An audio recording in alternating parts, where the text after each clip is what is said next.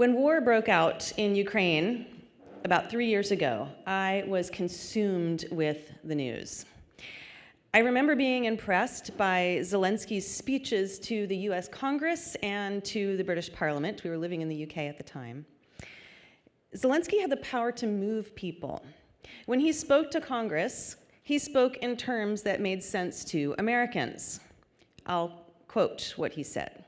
"Remember Pearl Harbor, terrible morning of December 7th, 1941, when your sky was black from planes attacking you. Just remember it. Remember September 11th, a terrible day in 2001, when evil tried to turn your cities, independent territories, into battlefields, when innocent people were attacked from air. Yes, just like nobody else expected it, you could not stop it. Our country experienced the same every day." Zelensky also said that when Americans hear the words, "I have a dream," this evokes the same feelings as when he says, "I have a need to protect our sky." And finally, he said, "In your great history, you have pages that would allow you to understand the Ukrainian history. Understand us now." Do you see what he did? He took stories that Americans have told themselves over and over again for the last 75 years, and he retold them in light of a new situation. He seemed to aim for something that the priest and theologian Ivan Illich wrote when he said this: "Neither revolution nor reformation can ultimately change a society. Rather, you must tell a more powerful tale, one so persuasive that it sweeps away the old myths and becomes the preferred story." Zelensky told a more powerful tale. He started with the climactic moments of World War II, of the Civil Rights Movement, of the War on Terror, and these events generated the unity and involvement of the world. He took up these familiar stories and said, "Your story is our story." And this invited Americans to play out the same plot. At this climactic moment, when war is upon Ukraine, will Americans now rally? Zelensky got change, even if he didn't get everything he wanted. His story became, at least for a time, the preferred one, and it held off for the moment counter-narratives that Putin had a right to his actions or that this vague and faraway war wasn't our concern. Just hours after the speech, President Biden pledged hundreds of millions of dollars in security assistance and weapons. The reason I'm telling you this story is because it helps me emphasize a key point that I want you to take away today, which is this. Mark uses Scripture to tell a more powerful tale about Jesus and his followers. And this story sweeps away the old myths about suffering and weakness, about strength and satisfaction. And unless we can say that story is our story, discipleship won't work.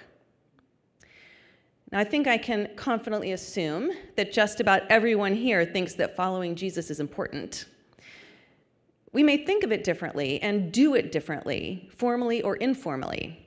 But I want you to take a moment and picture someone who is a disciple.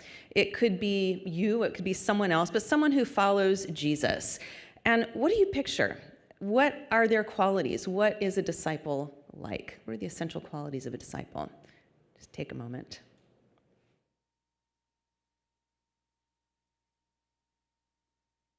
I have a feeling that most of us picture a disciple as someone who imitates a mentor. I have 2 boys, and when they were young, they were discipled through an organization called Young Life. And Young Life came to Scotland soon after we moved there, and it was essential to our boys' growth in Christ. Over the years, there was one leader who spent time with them both, individually, talking, reading, praying, and just hanging out.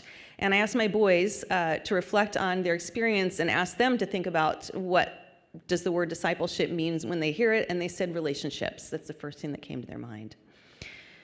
It wasn't so different in the ancient world. Greek historians like Herodotus had disciples. Philosophers like Socrates had disciples. And in Jewish scriptures, we see disciples. Elisha was a disciple of Elisha. You live with a master. you build a relationship, you learn what they teach, and you follow their lifestyle. And then once you have it down, then you make disciples of your own. We see this in Matthew's gospel. Jesus teaches what it looks like to live in the kingdom of God. We see this especially in the Sermon on the Mount. And then at the end of the gospel, the famous Great Commission, Jesus says, now you go make disciples of all nations, teaching them what I have taught you, to obey everything that I've taught you. And if we're reading Matthew's gospel all along, we ought to think back again to the Sermon on the Mount. Mark's gospel narrates what we would expect. Jesus spends time with disciples. He asks them to adopt his teaching and his lifestyle, and he sends them out to do and say what he does. The disciples are a group character in Mark, and I think in the rest of the Gospels, even though Jesus sometimes singles out Peter, James, and John, and occasionally Andrew. But the disciples most often speak and act as one, sort of like the Greek chorus or the muses or the fates. We also see this in the Old Testament, for instance, in Genesis. Jacob's sons function as a group character, even though sometimes individuals like Reuben or Benjamin are singled out. The group helps us to see something that we otherwise wouldn't see in Genesis about Joseph, about God, and about suffering. You meant it for evil, but God meant it for good. In Mark, the disciples help us to see something we otherwise wouldn't see about Jesus and what it means to follow him. And it's this: people may follow Jesus around, but without embracing the more powerful story that Mark tells, that Jesus tells, they risk not being followers at all. And in September, Jonathan Pennington spoke here at the Henry Center about human flourishing according to the Gospel of Matthew. He showed that righteousness, or doing what is right, is the key to human flourishing. But what happens when we suffer, even when we are doing what's right, or even because we're doing what's right? Are we flourishing then? Conventional wisdom would say, no, we're not. Conventional wisdom says we should have anything we want, that we should feel good all the time. Even in the church, then, it says that we're in God's will if we have a sense of inner peace, or if the doors are opening, or when we're using our gifts when the doors open wide, as I mentioned. I have a graduate assistant who serves as a chaplain in a student residence hall at Baylor. And a few weeks ago, she had lunch with a student who said that she wasn't sure she could trust God because she's been through some really difficult times. And in her church context, including our current one, she's been under pressure, or that's how she feels, under pressure to be happy and to avoid suffering. When it's hard, then, what keeps us from abandoning the whole thing? This is where I think Mark's gospel provides an important resource. Mark reminds us that any concept of discipleship is skewed if we think that prosperity is normal and suffering is strange. But it's also skewed if we think that what we experience now is all there is to it. Mark reminds us by taking stories that God's people had told themselves over and over again, and he retells them in a new situation. Specifically, Mark uses the story of Isaiah's servant. That's what I'm going to focus on. Mark uses lots of scripture. I think this is the key one. And it's a pattern to tell a more powerful tale that sweeps away the competing, skewing myths. And the more powerful tale is this: that Jesus suffered because he did what was right. And for this reason, God glorified him. And like Jesus, his followers will suffer because they do what is right. And for this reason, God will glorify them, will glorify us. It's a story about Jesus and his followers. Let me pause to make a few clarifications. First, I don't wish to say that suffering is inherently good, or that God is more pleased with us when we suffer. No, what I'm saying is this, is that if we are really living rightly for the good of the gospel, for the good of Jesus, for the good of others, then this inevitably will bring us pain at some point, because it puts us at odds with the world around us. And second, I don't want to pretend that we experience the same sort of suffering that the early Christians endured. Early Christians were in the minority, trying to make sense of Roman persecution at some point. They lost their reputations, their economic standing. They were thought of as weird, and sometimes they lost their lives. Increasingly, Christians in many parts of the world do have this experience. They suffer physical abuse and even death for their faith. But most of us who live in the West simply don't know this sort of experience. So does this mean that a text like Mark's gospel isn't applicable today? I would say no, it doesn't mean that. We share with Mark's readers and with Christians everywhere and at all times a core identity and calling. We are born anew into the same resurrection life and into the same hope. We actually have the same citizenship in heaven with Christ as our King. Because of this, we have the same call to deny yourself and take up your cross and follow me, whatever this looks like for us and whatever our circumstances are. I'll return to this at the end. This morning, I'm going to make 4 points. First, I'll talk about the power of scriptural stories for righteous living, aka discipleship. Retelling familiar stories in new situations is one way that God's people have always used their scriptures to reinforce what is true and how to live.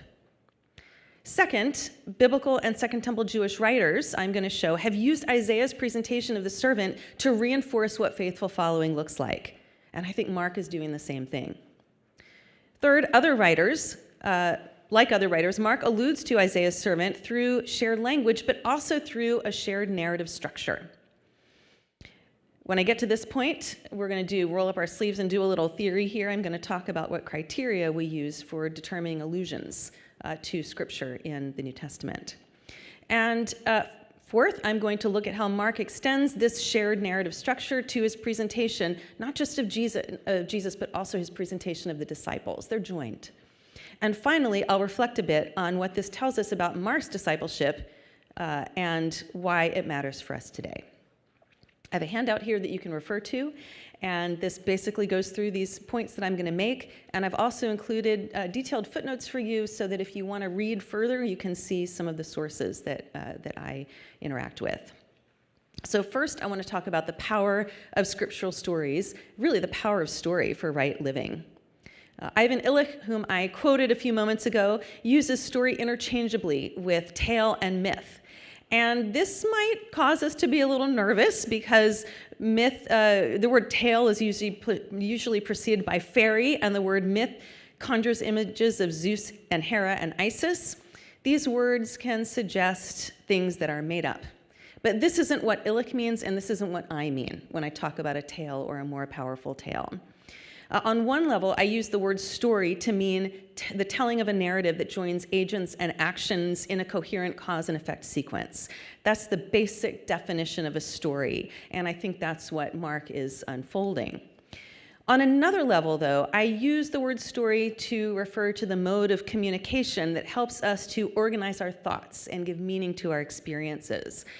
Cognitive scientist Mark Turner says that the everyday mind is essentially narrative, and that the narrative genre is the way we think. I don't think, though, we need cognitive science to tell us that. Cognitive science just confirms what is already plain to see, which is that people have been making sense of the world by telling stories since the Bronze Age. We even see this in the Jewish scriptures. For example, in the book of Deuteronomy, in chapter 6, verses 20 to 25, God tells a new generation that when their children should ask their parents why they are living differently than everyone else around them, they should tell the story, the more powerful story. You shall say to your children, we were Pharaoh's slaves in Egypt, but the Lord brought us out of Egypt with a mighty hand. The Lord displayed before our eyes great and awesome signs and wonders against Egypt, against Pharaoh, and against all his household.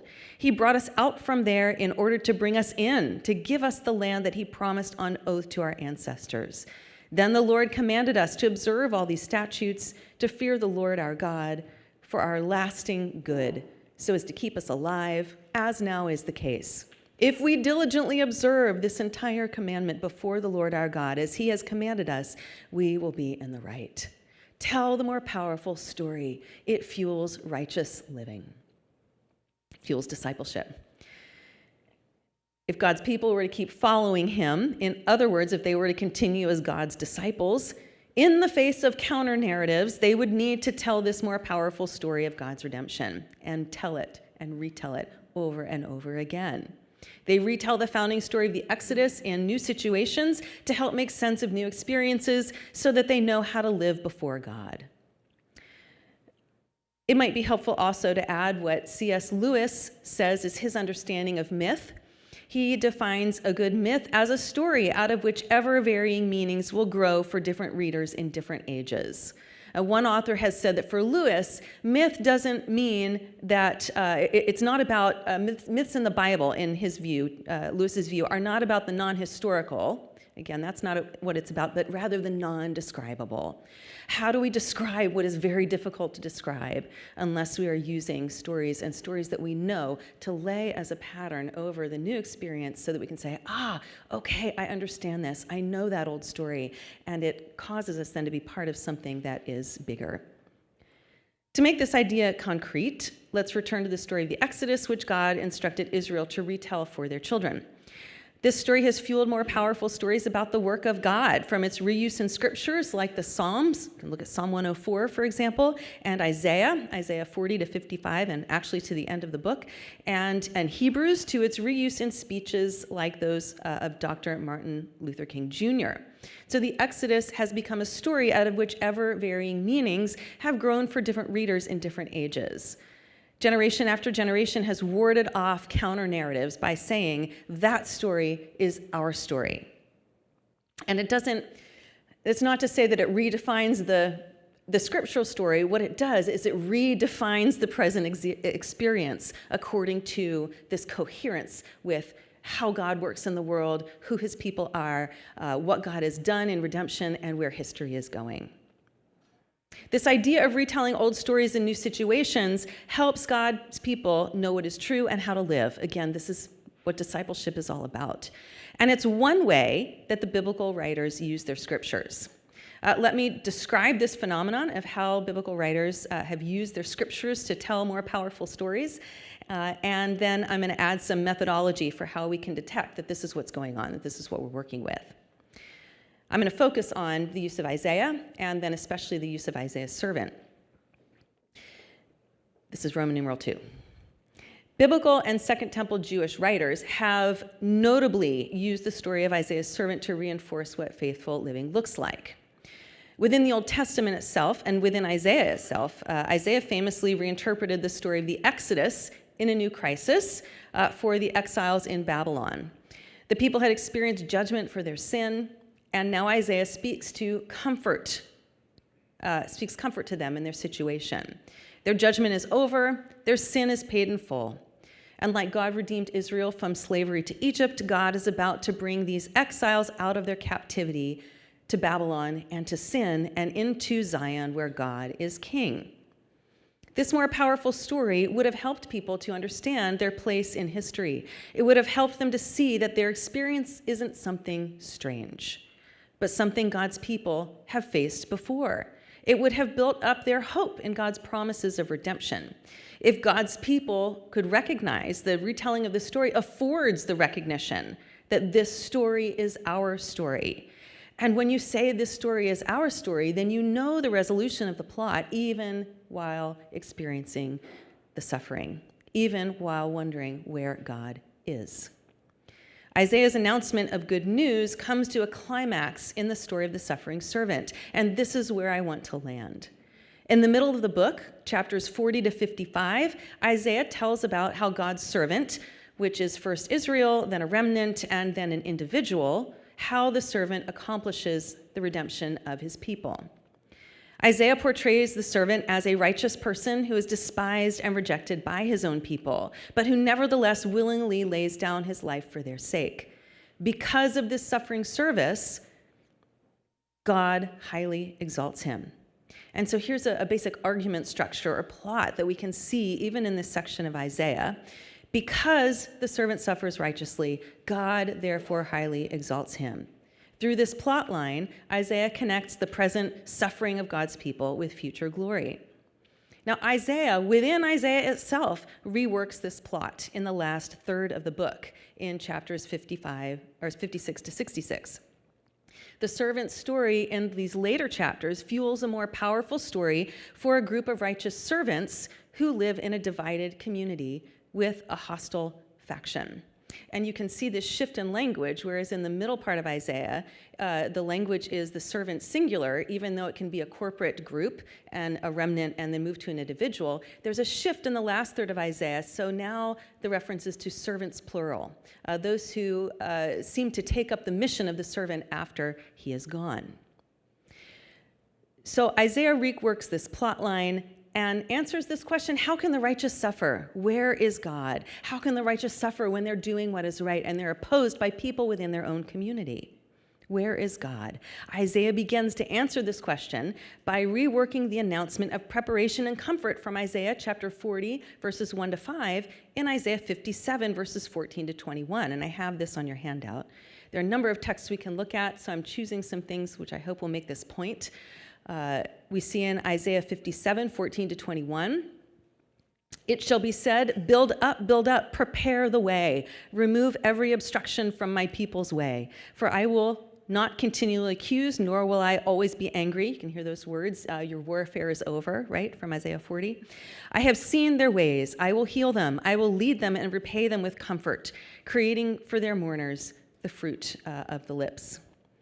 The writer then goes on to take up with what was said earlier about the servant, some of this same language that we see in Isaiah 50 and 52 to 53, and applies it to a group of righteous servants or offspring. And we might recall in Isaiah 53 where Isaiah speaks of the servant who will inherit an offspring. Well, now we have the servants, and the offspring seems to be the offspring that was envisioned for this servant.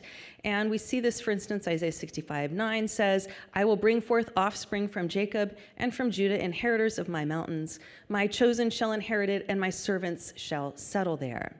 So just like the servant of chapter 50 and 52 to 53, these servants suffer righteously, experience an opposition from their own midst, and they're waiting for God to vindicate them and give them an inheritance. And so we see, for instance, in Isaiah 65, 13 to 15, "Therefore, this is what the sovereign Lord says. Here is where things are going to be reversed." And you may recall, again, Jonathan Pennington's talk on Matthew and the Sermon on the Mount. "My servants will eat, but you will go hungry. My servants will drink, but you will go thirsty. My servants will rejoice, but you will be put to shame. My servants will sing out of the joy of their hearts, but you will cry out from anguish of heart and wail in brokenness of spirit. You will leave your name for my chosen ones to use in their curses. The sovereign Lord will put you to death, but to his servants he will give another name." Isaiah is portraying the righteous servants in a way that mimics or imitates the logical sequence of the earlier narrative structure. Because they suffer for righteousness' sake, just like the servant did, therefore God will vindicate and exalt them. Isaiah tells a more powerful story than the counter-narratives that tempt God's people to question his presence and the value of obedience by saying that the servant's story is their story. The way Isaiah reuses the story of the servant to tell a more powerful story for God's people created what Jacob Stromberg calls an interpretive revolution. And what he means by this is that other biblical writers and Second Temple Jewish writers began to follow Isaiah's lead, what we see in the text of Isaiah itself. They used the servant's story to tell a more powerful story in a new situation. Consider, for example, the way Daniel uses language about the servant to apply to these holy ones, righteous ones that he speaks about in a new situation. The pertinent texts are these, and I have this in your handout. I'll look at Isaiah and then I'll connect it to Daniel. So Isaiah 52:13 says, "See, my servant shall act wisely. He shall be exalted and lifted up. He shall be exalted very high." Isaiah 53:11 then says, "The righteous one, my servant, shall make many righteous." Now Daniel takes up here what Isaiah says about the servant and applies it to the larger group, the group of righteous. And so Daniel 12:1-3 says, and you can see the similar language that's used in the chart that I have on your handout, Daniel 12, 1-3 says that those who sleep in the dust of earth shall awake, some to everlasting life and some to shame and everlasting contempt. Those who are wise, and it's the same language that Daniel uses to speak about the wise, these shall shine like the brightness of the sky. They will be exalted. And those who lead many to righteousness, like the servant will lead many to righteousness. Now these servants who are following in his footsteps are leading many to righteousness to keep the covenant. They will shine like stars forever and ever. Daniel participates in this interpretive revolution. He tells a more powerful story to persuade God's people not to abandon the covenant when they are terrorized by foreign rulers. When Isaiah says that God's chosen servant acts wisely and will be exalted and highly lifted up and will make many righteous, Daniel then speaks of the chosen as those who are wise, who will lead many to righteous and be exalted to eternal life. By doing this, he's saying, for those who know the story, your story is our story, the servant's story is our story, and because you suffer for righteousness, this is the story. The Lord will therefore exalt you. His story is your story. Now, Isaiah's interpretive revolution spread over and over again. Writers in new situations of suffering conveyed to God's people that the servant's story was their story. The servant's story fuels more powerful stories that combat the counter-narratives that entice God's people away from faithful living. Within the Jewish scriptures, we see this in Psalms 22 and 69 and Psalm 102, also in the book of Zechariah, and in Second Temple writings, in 2 Maccabees 7, in the Wisdom of Solomon, in Qumran literature, and in the New Testament, particularly the Christ hymn in Philippians 2, and I think we also see this in the Gospel of Mark, which is what I'm going to argue. One book we could actually do a whole week talking about this or more, but if you want to read more about this, about the impact, the sheer influence of the suffering servant and the servant's story, in a recent volume, I'll point you to, this is in one of the footnotes, Michael Lyons and Jacob Stromberg's book. It's an edited volume called Isaiah's Servants in Early Judaism and Christianity, the Isaiah Servant and the Exegetical Formation of Community Identity. It came out a few years ago. I have an article in it on the Gospel of Mark, but it's full of essays that are addressing this kind of question, how and why this story was used. So the servant story, in my view, fuels Mark's more powerful story as he is participating in this interpretive revolution. Mark was the first, as far as we know, to tell the story of the good news in written form, and at its center was a Messiah executed as a criminal on a Roman cross. Mark's first reading communities knew about the crucifixion, they knew about eyewitness reports of the resurrection, and maybe some were even among those about whom Paul speaks of when he says that the risen Jesus appeared to more than 500 brothers and sisters at one time in 1 Corinthians 15:6. Mark's earliest readers had the Spirit. They practiced baptism, and they shared the Lord's Supper. We might think that this is a great recipe for Christian discipleship. The problem was that the world was not as it should be. Jesus may have announced the good news of God's coming reign, but it was hard to see. Competing narratives said that this wasn't God's good news at all. Paul wrote about some of these competing narratives. The weakness that marks the good news is offensive to Jews and nonsense to Greeks. Rome offered a powerful narrative, painting the emperor as a quasi-messiah, even as a god. A famous monument called the Praetorian Calendar inscription, which I'm sure if you take a gospel class, I'm sure you've come across it. But this is an inscription that stated that the kingdom of Caesar Augustus would bring a new era of peace from war and salvation to all who pledged their loyalty. The inscription states that the birthday of Caesar Augustus was the beginning of the good news, the euangelion, for the world. Now, into this world that sees the gospel as foolishness and as nonsense, Mark announces the more powerful story about the beginning of the good news of Jesus, the Messiah, the Son of God. Mark takes up stories of suffering and redemption that God's people have told themselves over and over again to say that story is our story. It's Jesus' story and it's our story. It's the story of the good news that has a certain logic. The God of Israel has come to reign in Jesus, not in spite of his suffering and death, but because of it. And like Jesus, His followers enter God's reign, not in spite of their suffering, but because of it. It's a more powerful story that Jesus and his disciples share. So one thing I'm going to do today, it's not a new thing to talk about Isaiah as a pattern for Mark's story. But what I want to do is extend that. I think that Mark is using Isaiah also as a pattern for Jesus' followers, and it explains the relationship of imitation much better than the idea of seeing Mark as Greco-Roman biography does. And it also, I think, is the connection between Christology and discipleship.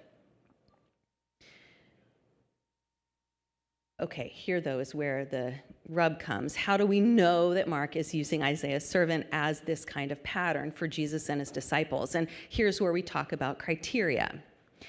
Mark uses lots of scripture to tell this more powerful story.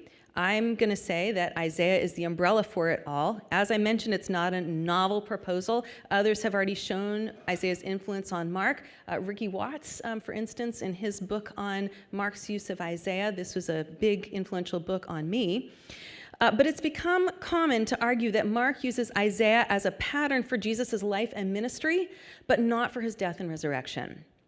And the main criterion that fuels this conclusion is that shared language is the important link between Mark and Isaiah. And then the idea is to take shared language and look at the pertinent passages and to conclude that the Passion narrative doesn't have a sufficient amount of vocabulary that it shares with Isaiah's servant songs. And so Isaiah must not then, on that basis, have Isaiah in mind. This argument goes back to the work of Morna Hooker in her book, Jesus and the Servant, the influence of the servant concept of Deutero-Isaiah in the New Testament. She focuses on shared language, and she concludes this, that the synoptic gospels contain echoes of 2nd Isaiah, but, quote, no certain reference to the songs themselves, which in any way suggests that Jesus was identified with a messianic interpretation of the servant, or which is concerned with the significance of his suffering and death. That's the end of the quote. Instead, she thinks that Daniel's one like a son of man, who represents the suffering people, which I hope you're beginning to see the problem here, if Daniel's already using Isaiah, right? That's the interpretive pattern for Jesus' suffering and death. Now, Hooker's book was published in 1959, but it's had this outsized, I shouldn't say outsized, I mean, she is a wonderful scholar who's influenced me immensely. But this particular book has been very influential in terms of doing old in the new study. So for instance, Richard Hayes has recently argued something similar to Hooker in his book, Echoes of Scripture in the Gospels. And Hayes, I mean, this book, again, has been really important to me in kind of breaking free from this idea that verbal correspondence or shared language or lexical correspondence, whatever you want to call it, that is really the only way of determining an allusion. And he speaks about these echoes. He speaks about thematic correspondences and motifs and things in his book. But for some reason, he does something very different when he gets to his discussion on Isaiah's servant. And I don't know if it's because, I haven't talked to him about it, I don't know if it's because of this long tradition going back to Hooker and this way of viewing the servant in Mark and the Gospels. But Hayes, when he gets to this discussion, he only looks at verbal correspondence or shared language, and he concludes this: it's very difficult to make a case that Isaiah's suffering servant texts play any significant role in Mark's account of Jesus' death. Within the verbal texture of Mark's own narrative, it is chiefly the Psalms of the suffering righteous one, along with the apocalyptic visions of Zechariah and Daniel. Again, I mentioned this, and I'll refer your reading, but all of these are texts that are either written in light of or reworked in light of Isaiah's servant. There are many scholars arguing this. So in any case, Hayes goes on to say that along with apocalyptic visions of Zechariah and Daniel, the Psalms of suffering provide the hermeneutical framework for interpreting the death of Jesus, the crucified Messiah. I'm going to argue against this view, as you have probably surmised. I think that Isaiah's presentation of the servant is the chief narrative pattern for Mark's whole presentation of Jesus. Well, Isaiah as a whole, but especially with Jesus, and that Mark then brings other scriptures. We don't have to choose and say it's one or the other. We don't, Mark already at the very beginning of the gospel is combining scriptures. He does this in his quotations. It's something that the Old Testament writers and Second Temple writers do all the time, is combine scriptures. And I think Mark is doing this. We don't have to choose between, well, is it Isaiah's servant, or is it the righteous sufferers, or is it Daniel, son of man? I think it's all of them. And Mark's incorporating all of these stories together to say what he wants to say. But I do think that Isaiah's servant story provides the narrative structure that all the other stories from these other texts are worked into, are integrated into. And so, in New Testament scholarship, as I mentioned, we can look to Hayes, his work, especially on Paul, and the way that Scripture is used in Paul. His work has provided some criteria for determining allusions in the New Testament that has been influential. And so correspondence in language, this would be his criterion of volume, which is his second criterion. And we can also look at Old Testament or Hebrew Bible scholarship where the same thing is emphasized. And so Jeffrey Leonard also speaks about this, the importance, the very first element of his criterion for determining how even writers within the Old Testament in Second Temple Judaism are reusing their own texts, that shared language is the most important. And I agree with this. But what I would say is that shared language, it's the surest way to identify an allusion, but it's not the only way that writers use prior texts. And I think one thing that we also need to recognize is that writers weren't sitting around with criteria thinking, I'm going to make sure I follow all these things. No, the criteria that we use to try to figure out what's going on, how writers are using their prior texts, is for us to be able to look back and say, okay, this helps me to see what they're doing. But they weren't sitting around with a set of criteria to decide how they were going to do what they did. Writers, and this is, I think Hebrew Bible scholarship is making inroads in this way by observing how writers, again, within the Old Testament scriptures, also in Second Temple Judaism, are using their own texts. And I'm hoping that New Testament scholarship will pay attention to some of the scholarship that's going on, where writers may allude to other texts not only with words, but also with motifs, concepts, rhythmic patterns, argument structures, and shared patterns of content. Organizational patterns, even forms, even genres. And it is in these cases, as my former colleague at St. Andrews, William Tooman, comments, this is a quote, that it is, in these cases, it's the shared pattern of content that establishes the connection between the texts. Under these conditions, the writers do not have to provide much in the way of explicit allusions to confirm the connection. And in fact, the important role of memory and imitation in ancient culture suggests that audiences may have recognized narrative patterns and narrative parallels more easily than specific words. And so one of these ways that writers can use prior texts, besides shared language or a correspondence in language to show that there's an allusion, another way is by imitating narrative structure. And so my focus is on how writers allude to source texts by imitating their structure, specifically narrative structure. And this sort of allusion is what Robert Alter calls a situation allusion or a narrative situation allusion, what Jeffrey Leonard calls narrative tracking, and what Michael Lyons calls narrative instantiation, where one story is instantiated in a new text.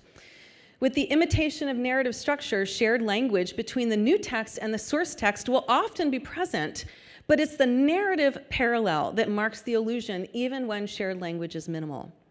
This sort of allusion is a compositional technique that enables a new narrative to function as a cultural and cognitive resource by which a writer can explain and a community of readers or hearers can understand their present situation as coherent with their sacred texts. It enables writers to say, that story is our story. So we still need to nail down our methodology. How do we know when an allusion is marked by the imitation of narrative structure. I'll start with Leonard's key criterion, which is the sequence of events in the new text should be parallel to the sequence of events in the source text. So parallel events, parallel sequence. But I want to modify this criterion with work by Michael Lyons to reflect the creativity of authors and the function of old texts in the new. If all we do is identify shared language, we're just doing source criticism, right? We've got to talk about the function of the source text in the new. And so the parallel can be on the level of the story or plot, that's a formal pattern in terms of the sequence of events, or on the level of discourse, how the events are told, or it can be formal or logical or both. And I'm going to give you some examples. So consider the correspondence in narrative structure between the Sodom and Gomorrah story in Genesis 18 and 19 and the flood account of Genesis 6 and 7. Genesis and other places where we have rewriting of prior texts. This is a formal narrative pattern on the level of story. The few in both stories, these are familiar stories, so I don't think I need to put them up, or you can look at them if you want. But on the level of story, in both texts, the few righteous are contrasted with the many wicked. God or angels see the wickedness and give a warning. The righteous prepare, but the wicked are unrepentant. And the wicked are destroyed by rain. It's the same language in in the Greek text and also the Hebrew. The rain in the flood story, God rains down, rain, and in Sodom and Gomorrah, God rains down fire. It's the same word. And the righteous are saved. And then there's an epilogue in both stories in case we miss the connection. Well, we'll see it now because the righteous person is drunk and their children abuse them. Not the greatest ending, but there it goes. There are also parallels on the logical level. Because the wicked are unrepentant, God therefore destroys them. So let's consider the correspondence in narrative structure between Paul's Christ hymn in Philippians 2 and Isaiah's servant. And the reason I want to mention this is because I think Mark is doing the same kind of thing in a larger narrative. First, we can observe Isaiah's presentation. At the discourse level, Isaiah 52:13 gives a proleptic reference to exaltation. So when Isaiah speaks of exaltation, he says, my servant will be highly exalted, and then he goes on to speak about the suffering that happens. So we've got the story level, that the story level would be suffering, rejection, death, exaltation, but on the discourse level, Isaiah puts the exaltation first. Okay. Mark imitates Isaiah's sequence at the story level or plot level in in Philippians 2, moving from suffering to glory, but then at the logical level of logical sequence imitates Isaiah's logical sequence, and it's this, that because Jesus suffered righteously, therefore he is highly exalted. And Paul extends this plot line to his audience, the way Isaiah extends what he had said about the servant to a group of servants who continue his ministry after he is gone. And this is because if the Philippians treat others with humility and not selfish ambition, the implication is that God will therefore exalt them. Jesus is given as an example here. So as a result, these figures, the readers in Philippians and Jesus, they occupy the same conceptual space that affords a common transformative experience. The servant's story is Jesus' story, is the Philippian story, and when we read it, it's our story too. Mark is doing this very kind of thing. If I had time, I'd take a walk through Mark's whole story because this is how we best understand its impact. But for now, I want to make my point by focusing on Jesus' 3 passion predictions and how they connect to Mark's disciples. The 3 passion predictions summarize the events at the story level of Mark's larger narrative. The Son of Man will suffer, die, and rise. Mark imitates Isaiah's sequence formally at the level of story, since the servant suffers and dies and then is exalted. And this narrative allusion is buttressed by parallel language. The Son of Man will be handed over to death. Isaiah 53:6 and 12. You can compare the language in this chart, one with the other. The Gentiles will mock him and spit on him and flog him. This language is from Isaiah chapter 50, verse 6. And the way Mark does in his quotations and also in the way he uses prior stories and his allusions, he's pulling other texts in that are coherent with that story. And so the Son of Man language evokes Daniel's exalted figure. But unlike Daniel, according to Isaiah's logic, Mark's Son of Man rises to his glorified status only after suffering righteously and dying. This is why I don't think it works only to say, as Hooker did, that it's Daniel's Son of Man that provides the pattern for Mark's presentation of Jesus, because in Daniel, the Son of Man doesn't suffer. Okay? You need to integrate that with the story of the servant. Taking Mark's narrative as a whole, Mark imitates Isaiah's sequence at the discourse level, since both Isaiah, as I mentioned, and Mark have proleptic references to exaltation and glorification before a description of suffering at the story level. And Mark imitates Isaiah's logical sequence. Because Jesus suffers righteously, he is therefore glorified. Like Isaiah, Mark joins suffering to future glory. Now, Mark extends the narrative correspondence with Isaiah to Jesus' followers, his servants who are to continue his mission after he's gone. I'll focus on two quick examples that are related to the passion predictions. First, the passion predictions fall in this central section in Mark chapters 8 to 10, roughly there. And that central section, it's a teaching section that is structured by Jesus' three passion predictions that correspond to Isaiah's language and narrative structure, both formally and logically, as I mentioned. After the first passion prediction, Peter challenges Jesus, and Jesus responds not by corrective teaching about himself, but by corrective teaching about what it means to follow him. Jesus calls together a larger crowd to say, if anyone wants to follow me, they must deny themselves, take up their cross, and follow me. This means you losing your life to save it. It means forfeiting the world to gain your life. And this teaching expresses the formal and logical sequence: because righteous suffering, therefore glory. After the third passion prediction, Jesus reiterates this logic by saying that servants must be like their master.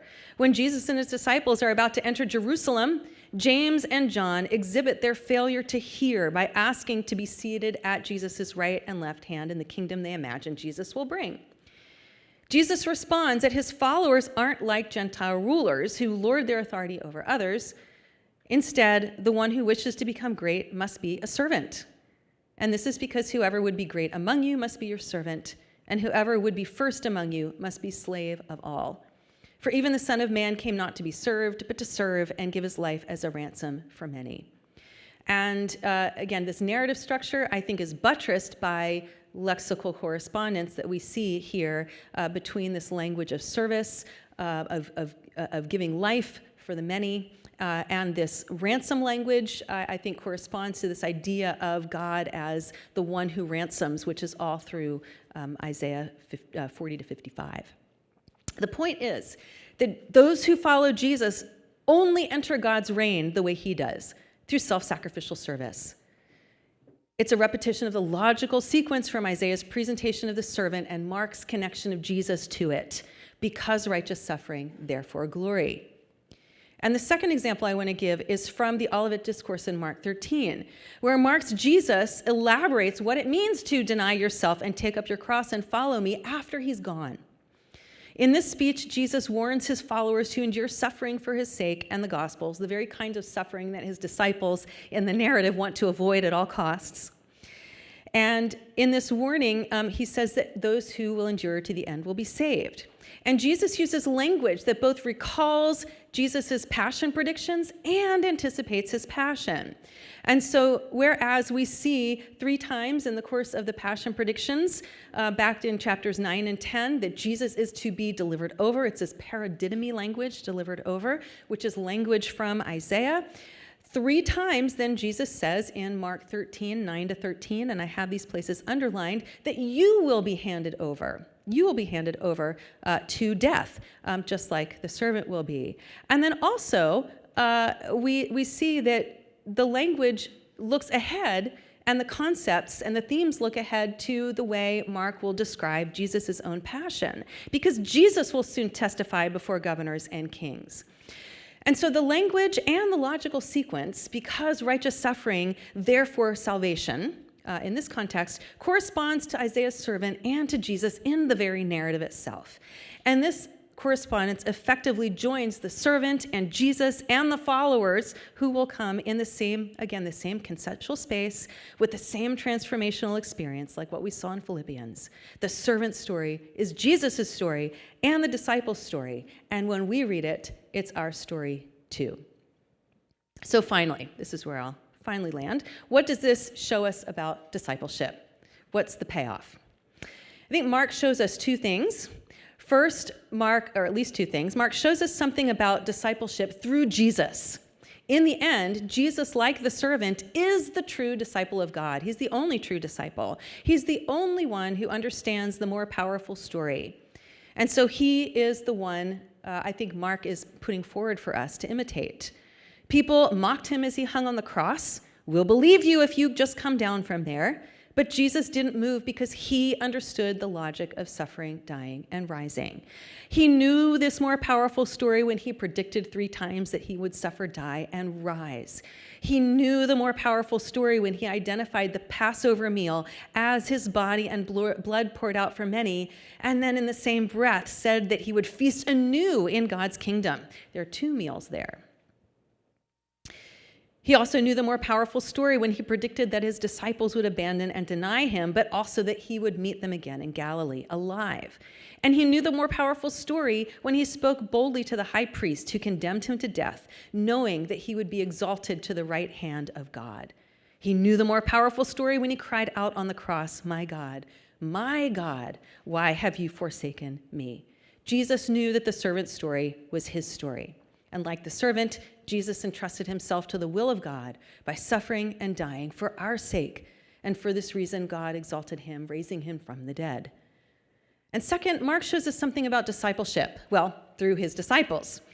Jesus wasn't the Messiah of their expectations or anyone's because their expectations were too small. Mark tells their downward spiral. They have reasons for speaking and acting that are often complex, about which they are often very unaware, like imperception, hard-heartedness, satanic influence, prayerlessness. And finally, Jesus predicts that they will abandon and deny him, and they, at that point, insist he's got it all wrong. This is in chapter 14. They say that they got it now. They have the point. They're ready to die with him. They see it. They think they have the capacity to stand firm under pressure, but it turns out they can't. They want to follow Jesus, but they can't stay awake. They can't pray. They can't fight the temptations that draw them away.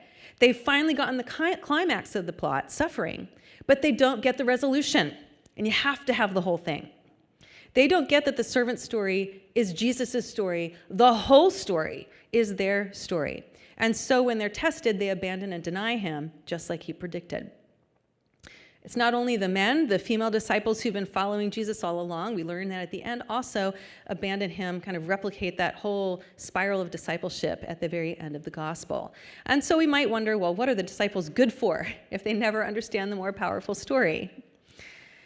In Signposts in a Strange Land, Walker Percy, he's a great Southern writer. When I was at Emory, I felt like I needed to start reading Southern writers, so I read a lot of Walker Percy and Flannery O'Connor.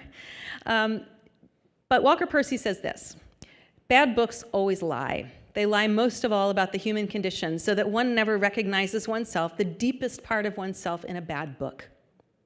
On this definition, I think Mark is a good book, and actually all the biblical narratives are good books, right? By presenting the disciples as he does, Mark tells the truth about the human condition and lets us see the deepest parts of ourselves in it. Like all good books, Mark draws us into the experience of processing the disciples' words and actions and their consequences, and this can help us reflect on our own and also reflect on the important place, the essential place that revelation has to do with spiritual insight.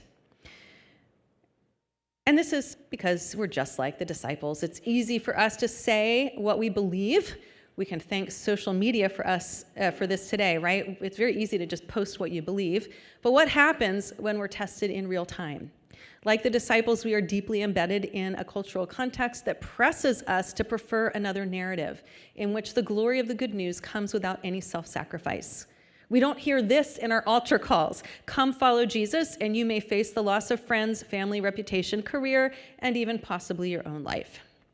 Even when we think we've counted the cost, like the disciples, we often find that the spirit is willing, but the flesh is weak. This is why we need the stories. We are also like the disciples in the story, at the story level, and like Mark's earliest audiences because we've heard the good news, but we haven't seen Jesus yet face to face. So the experience of hearing Mark's more powerful story can help disciples of every age to evaluate our own response to the crucified and risen Jesus, whom we've never seen, but whose improbable good news we're called to believe in the face of adversity. And it can help us believe in God's promises and Jesus' faithfulness. Jesus never gave up on his disciples, and he never gives up on us. At the end of Mark's gospel, the only one who's experienced the more powerful story firsthand, Jesus, promises to meet his flawed followers after he's risen, as I mentioned. This means that hope is a necessary part of any disciple's response to belief in the good news. That's essentially what Mark's more powerful story is about, or where it goes is hope. Hope is our most precious commodity. At one time or another, each of us will drop the thread, and people in our congregations are going to drop the thread of the story and be enticed by competing narratives. Like the disciples who fled at Jesus' arrest and the women who fled the empty tomb, we will find ourselves struggling to believe that God's kingdom really is breaking into the world to make everything right. So how might we tell, just as God said, told Moses to say, or told in Deuteronomy, said, when your children say, why are we doing this? Why are we living like this? And the answer was, tell the story. We need to do that. We need to tell this more powerful stories, and this will, we need to think about this, how this enables the lives of followers. Now, in our family, we love the Marvel universe. This is the universe of the Avengers, of Captain America, Iron Man, Black Widow, Black Panther, and so on. This pantheon seems endless, even including a tiny tree and a raccoon, right? There's something for everyone, right? At least in our house, these stories of the Marvel universe can make grown men cry. I don't know how it is in your house. We might say that the Marvel universe gives us the stories of our culture. And I say stories because there's not one plot, but many intertwined plots.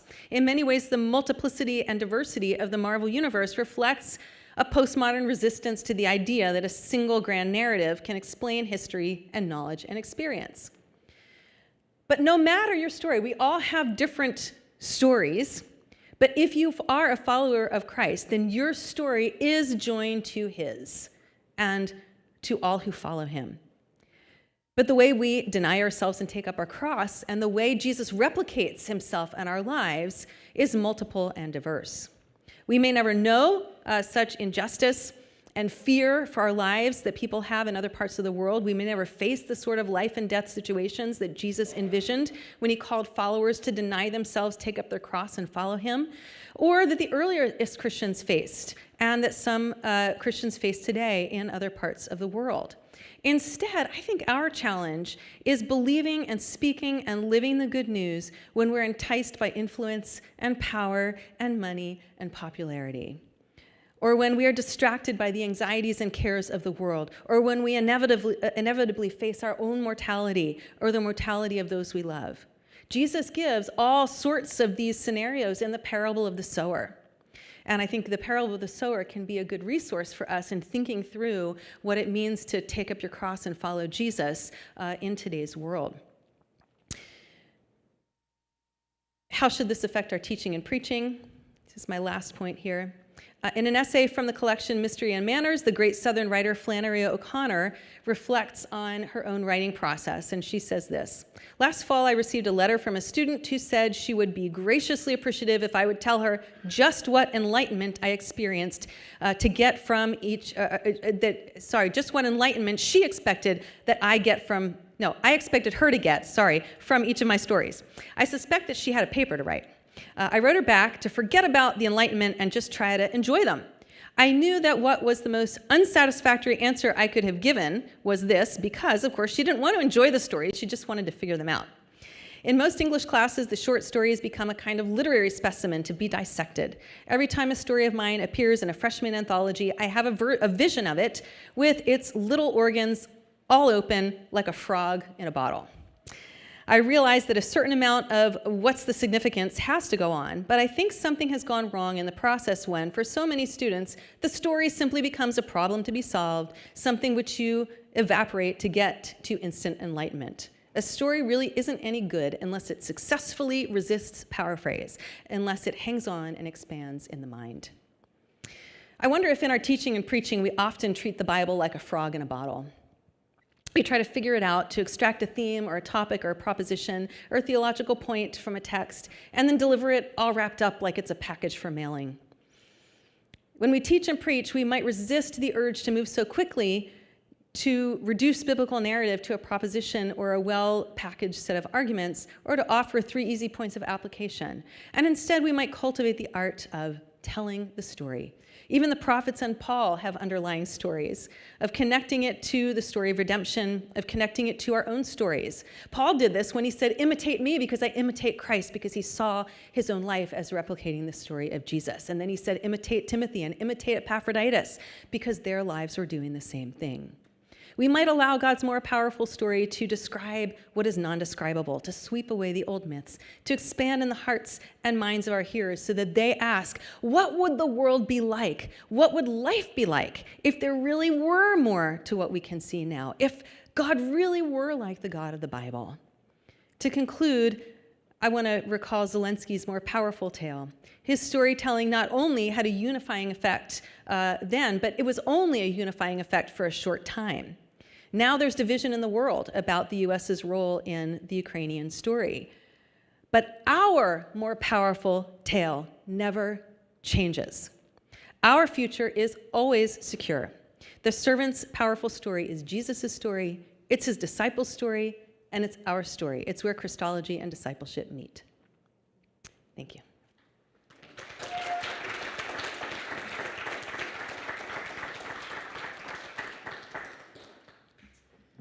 Well, thank you so much, Dr. Shively. That was a model example of how to integrate New Testament, Old Testament, connect it with how to read texts, even making a move towards preaching. So really grateful for your time with us for this lecture.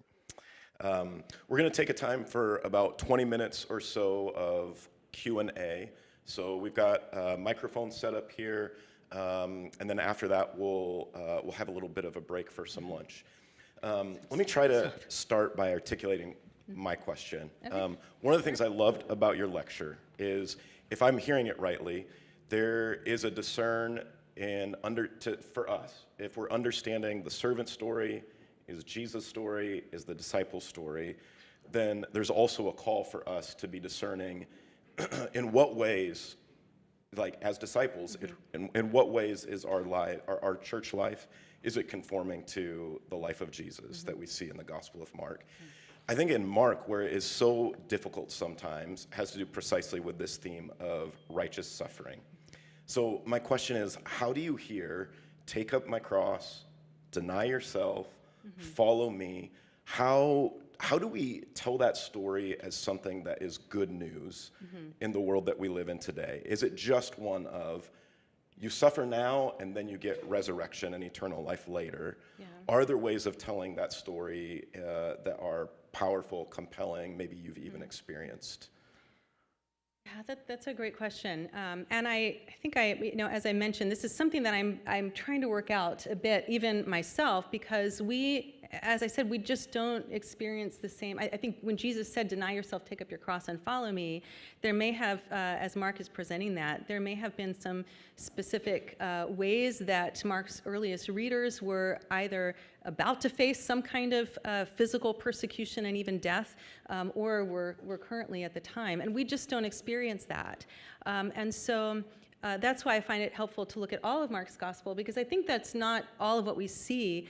Again, if we look at the parables of the sower, and look at some of the stories that we see, like the rich young ruler who comes to Jesus and wants to follow Jesus, and he says, well, sell all you have and give it to the poor and follow me. He's not saying, go and die and follow me, right? He's like literally, he's kind of hitting the man where he hurts, or what's most important to him. And so I think even in Mark's presentation, that it gives us some creative ways to think hermeneutically, I guess, about in our own culture, what it looks like to deny yourself, take up your cross, and follow Jesus.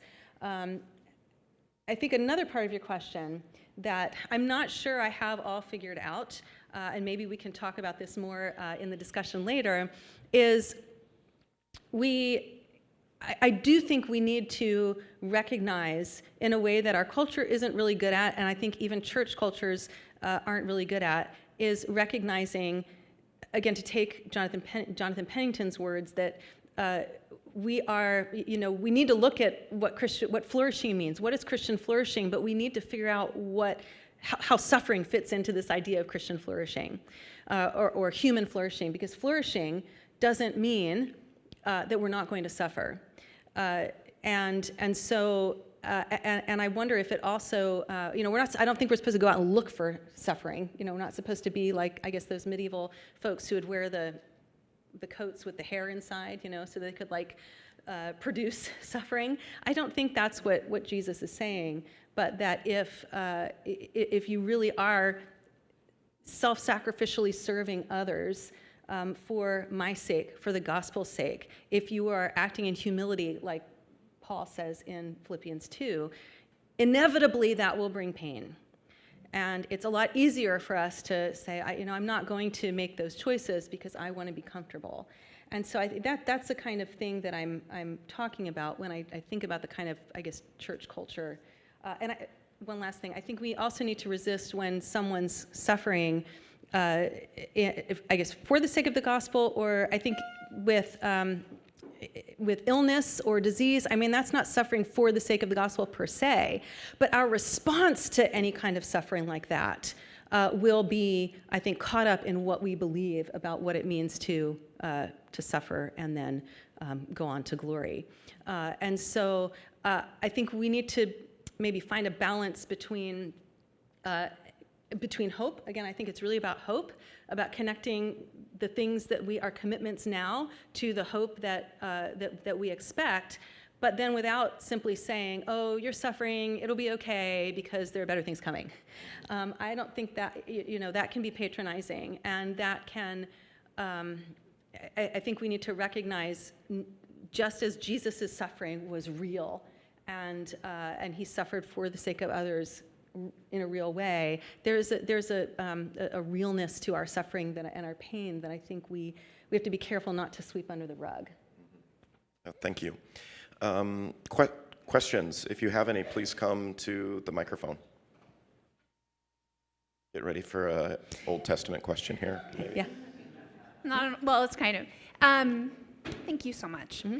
So my question is about how to appropriate narratives for ethics and what kind of controls we put on that. Mm-hmm. So for example, the Asiatic story is one of humility that ultimately brings exaltation, but obviously our history is rife with people misappropriating biblical narratives for their own purposes ethically. Right. So is one canonical control we watch which narratives Jesus appropriates? Does that need to be a rule? Mm-hmm. Or do you have any kind of boundaries you can provide us for how and in what circumstances we can adopt stories for ethical purposes? Mm-hmm. Yeah, that's a great question. Because again, I think one thing that we can do, and this is messy, but we can look at how do these other writers, if we look at the servant story, we can look at how other writers appropriate the story. What do they do with it? Because then we can see what boundaries they put on. How did they see the prior story, and how did they apply it in a new situation? And I think that can give us, and again with the servant story, it's great because it's all over the place, and so we can see this picture of. And I think one thing that we see, again in Daniel. And in Maccabee, in 2 Maccabees 7, in Wisdom of Solomon, all these places, is that the servant story is being used in a situation where suffering is already happening. And so, and I think it's the same thing with Mark, because Jesus has already suffered and gone to the cross, and that is, not what anybody expected.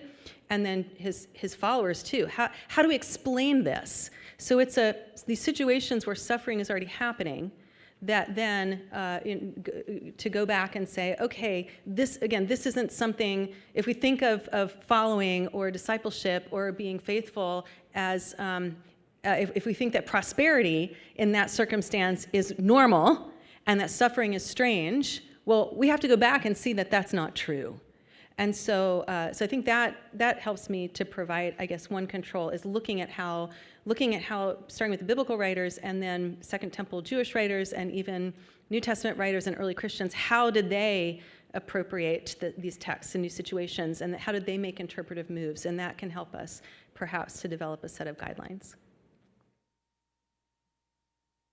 So would it be, for example, we can look and see how Mark does it, and then we can compare to see how First and Second Maccabees might do it, and they might do it in a way that emphasizes something that's not cross-oriented, or is that, am I understanding kind of right? Yes, I think I would definitely, I mean, I would give priority to the, especially if we're going to read canonically and if we're going to see Scripture as our authority for doing ethics, I would give priority to looking at how within the Old Testament, how again, using the servant as an example, how that's used, and then how New Testament writers pick up and use it. And what we see is, well, even with New Testament writers like Paul, and I think like Mark, and like, again, within the Old Testament, that the servant story isn't simply presented as something that Jesus fulfills, but then it's a way, I think the servant story, there's a book called, now the author, it's going to escape me, but it's called The Text in the Middle.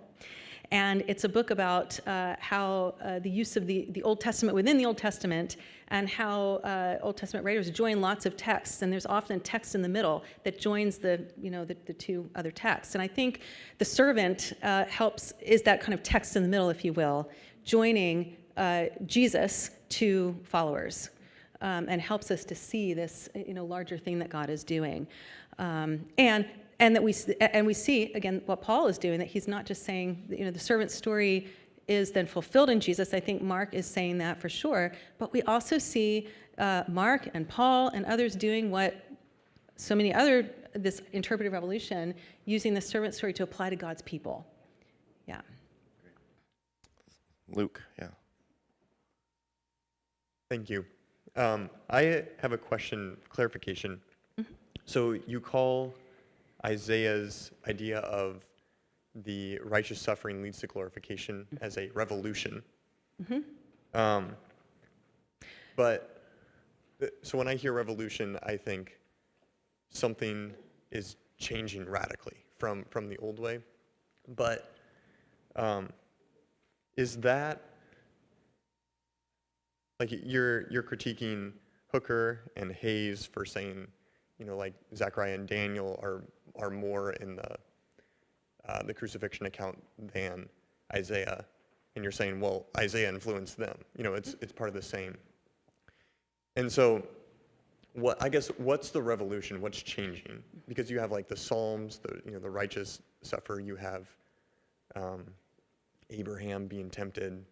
You have Deuteronomy, right? That vindication will come after they've suffered. So I guess, is Isaiah already playing off of a righteous sufferer leads to glorification? Or, yeah, how does that work in terms of the revolution? Yes, yeah. So to be clear, the interpretive revolution is what we see in the last part of Isaiah. So it's not the presentation of the servant in Isaiah 40 to 55 that's the revolution. The interpretive revolution is this development where what's said about the servant is applied to a group of servants who, again, continue his ministry after he's gone. And that's the interpretive revolution that others pick up, is applying the one to the many. That's the revolution. That's again language from Jacob Stromberg in his essay, which develops work by Joseph Blenkinsop and others who have been thinking about that kind of use of Isaiah's servant, that revolution, for a long time. The other thing I would say, which I think you're right, is Isaiah in his presentation of the servant, and even in the use of that language, is, again, building on prior texts. This is what we see all throughout the Old Testament. And so we already see lots of people called God's servant. Moses, David, we see Joshua. I mean, we see the servant language all through the Old Testament. And even within Isaiah, we see, like earlier in chapter 11 in Isaiah, We see David, who has the Spirit come on him. I mean, it's all about what's happened to the Davidic covenant, and when we come to the middle part of Isaiah, it seems to be no hope left, which is why Cyrus looks pretty good at that point, right? But then we see this kind of movement where we see the servant fulfilling. Already Isaiah is doing this mashup between David and the servant. Which I think is often missed when we get to New Testament scholarship, and then there's this idea that, it has to be David or the servant. Well, these prior texts are already, I think, seeing the servant in light of some of these Davidic themes, and the servant as the one through whom God restores the covenant. And we can see this later on in Isaiah. So in that way, I think Isaiah is not doing something entirely new, because he's pulling together all of these earlier themes and stories and presenting God's redemption in this figure of the servant who, if you will, has all these past lives, And I think that's why it's significant that, we look at Mark. I think we've got this overarching story from Isaiah that I think best explains both the story and the discourse and the logical sequence in Mark. But also, we have all these other texts that are incorporated that scholars have been arguing for quite a while now that use Isaiah, like Psalm 22 and Psalm 69, and like Zechariah 14 and Daniel. And so, and I'm not saying that Mark was thinking, look, these other texts are using. I don't think that's probably what's happening, but that maybe Mark recognized that they were all like retelling the story in different ways and with different emphases, and by incorporating them all together, he's able to communicate something with these texts working together that he couldn't communicate by just referring to one.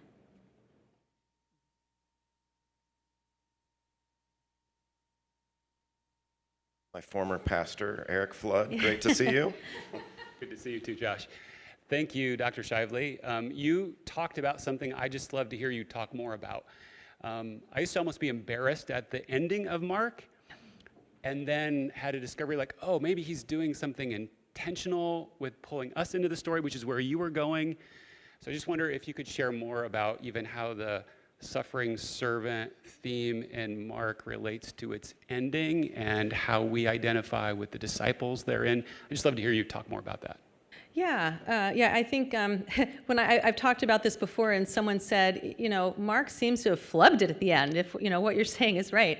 But I think one thing that we have to remember is not to read Mark through the lens of Matthew and Luke and John, because I think they're each doing something particular with the story to accomplish their ends. The other thing to remember is that the people who would have been hearing Mark's earliest reading communities, they would have already heard about, they didn't need the information, right? They already would have heard the announcement of the resurrection. Again, they were already practicing the Lord's Supper, baptism. They're doing these things. So I kind of liken it to really the problem of the disciples, where they, at the beginning, they kind of seem to have it all together, and they do what Jesus says. They're with Jesus. They are experiencing opposition with Jesus in the first part of Mark, when, why are your disciples not fasting? Why are they picking grapes? This is like an attack on the disciples with Jesus, and they have the mystery of the kingdom. They've got Jesus' special teaching. Jesus speaks in parables, but gives this special teaching to his disciples.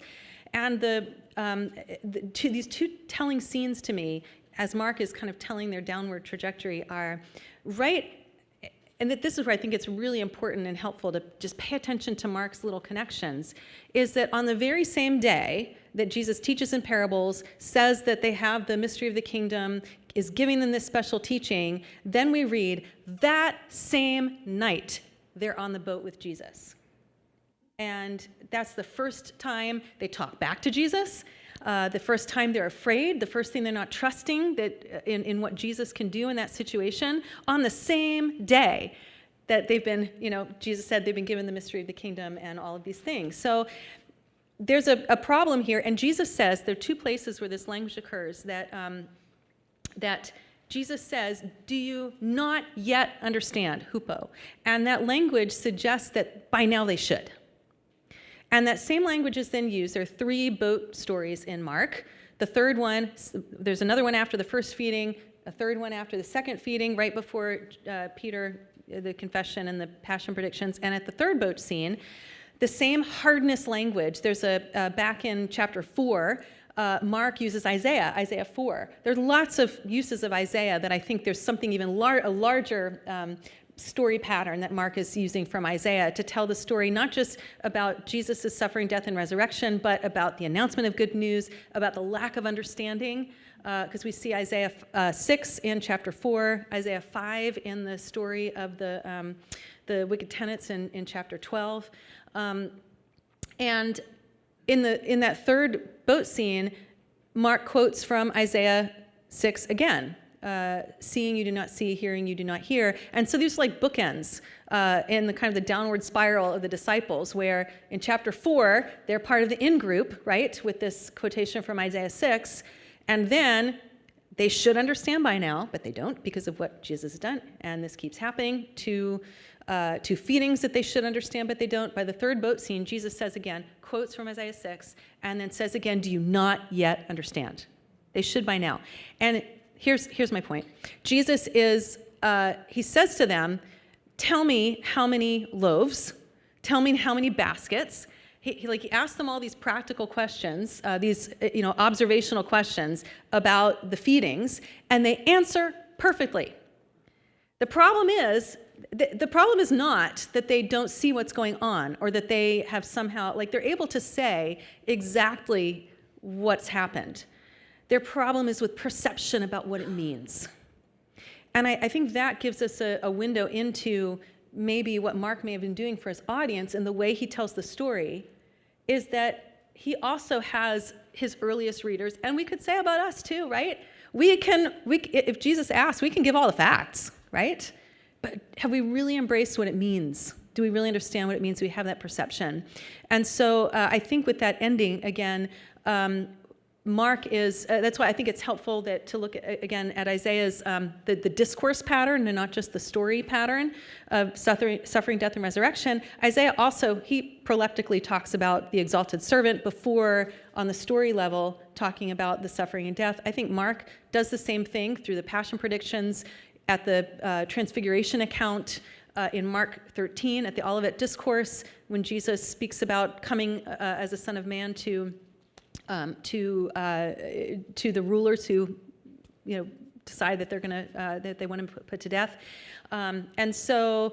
But I think because of that discourse pattern, and I think the use of Psalm 22, which I think Jesus has the larger context in mind, which moves towards the exaltation of, and there's a group element, and also Psalm 22 that has the exaltation of the servant and those who identify with him, that's what we expect, and that's what Mark is wanting us to believe and expect is the ending when we have an empty tomb and we don't see Jesus, which is where we all are, right?